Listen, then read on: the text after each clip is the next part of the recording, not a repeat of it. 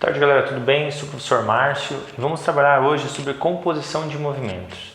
O que é a composição de movimentos? É quando você tem um movimento que ele ocorre em 2 ou 3 dimensões. Então a gente chama isso de movimento composto. Tenta imaginar uma pessoa andando sobre uma escada rolante. A escada rolante está subindo e ela está subindo a escada rolante. Então tem a velocidade da pessoa em relação à escada, tem a velocidade da escada em relação ao chão. Qual é a velocidade da pessoa em relação ao chão? Então assim, nós temos o movimento composto. A velocidade da pessoa em relação ao chão é a velocidade da escada mais a velocidade da pessoa sobre a escada. Então, uma pessoa que se desloca dentro de um ônibus em movimento, então o ônibus já está se deslocando aqui, a pessoa pode estar indo para o fim do ônibus ou indo para trás do ônibus. Em relação ao chão, qual a velocidade dessa pessoa? Então a gente lembra que a velocidade é uma grandeza relativa, então começa por aí. Então o que eu coloquei aqui? O princípio da simultaneidade, o princípio de Galileu. Ele diz o seguinte, se um móvel apresenta um movimento composto, ou seja, ele apresenta 2 ou mais velocidades, ou velocidades em dimensões diferentes, podemos analisar o movimento em cada direção, em cada dimensão ou direção, como se os demais não existissem no mesmo intervalo de tempo, ok? Então vamos pensar o seguinte, a pessoa, no mesmo intervalo de tempo que ela está subindo a escada em relação à escada, a escada também está subindo em relação ao chão. Então você tem um movimento composto, ok? Então eu posso analisar cada um deles simultaneamente como se o outro não existisse naquele mesmo intervalo de tempo. O que é mais comum é essa questão de barco, quando o barco desce o rio, quando o barco sobe o rio, quando o barco atravessa o rio. Vamos pegar esse caso aqui, o barco quando desce o rio, se eles têm uma velocidade em relação às águas, que eu vou chamar de velocidade do barco, mais a velocidade da correnteza, porque ele está indo, mas a correnteza também está o levando para baixo. Então a velocidade resultante ou a velocidade relativa em relação às margens, como você queira chamar, velocidade resultante ou relativa seria a velocidade do barco mais a velocidade da correnteza, ok? Então essa seria a tua velocidade resultante ou relativa. Certo? Você está somando porque ambos estão no mesmo sentido. A velocidade da correnteza está para lá, a velocidade do barco está para cá, então também para lá. Então vai acabar acontecendo de somar esses vetores, por isso ficou uma soma.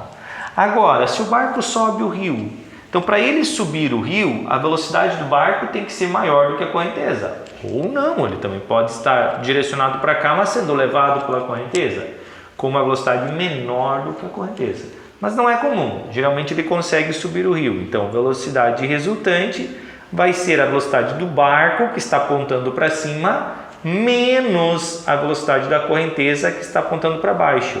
E aí você percebe, se a tua resposta deu negativa, significa que ele está descendo o rio no mesmo sentido da correnteza. Ok? Se a velocidade resultante, ou a relativa em relação às margens, for positiva, então ele está conseguindo subir o rio.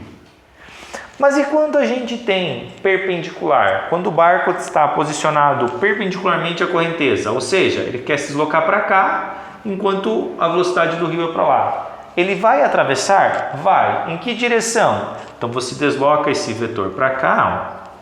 Então se você deslocar o vetor correnteza para cá, você vai ter assim, que o teu vetor correnteza, e a tua resultante seria essa aqui, uma velocidade para cá, ou seja, a trajetória do barco seria essa, a frente do barco chegar aqui, ok? Então você vai ter uma velocidade resultante ou relativa para cá, velocidade relativa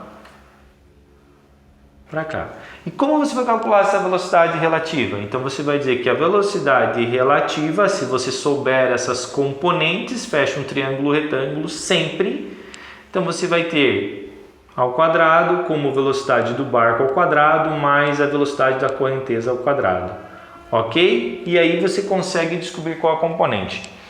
O que você tem que lembrar é o seguinte, no mesmo intervalo de tempo que você tem a velocidade do barco, em relação à correnteza, para atravessar o rio aqui, você vai demorar o mesmo intervalo de tempo para se deslocar aqui para baixo, porque é um movimento simultâneo.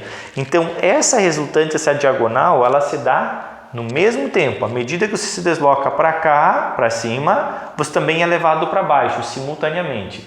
Então, se você descobrir o tempo de travessia do barco aqui, com a velocidade do barco em relação às águas, só com o tamanho do rio, você já descobriu o tempo que ele demorou para fazer isso. Porque à medida que ele estava indo para cima, ele era levado para baixo também. Então eu posso usar somente essa velocidade em relação às margens perpendiculares do rio.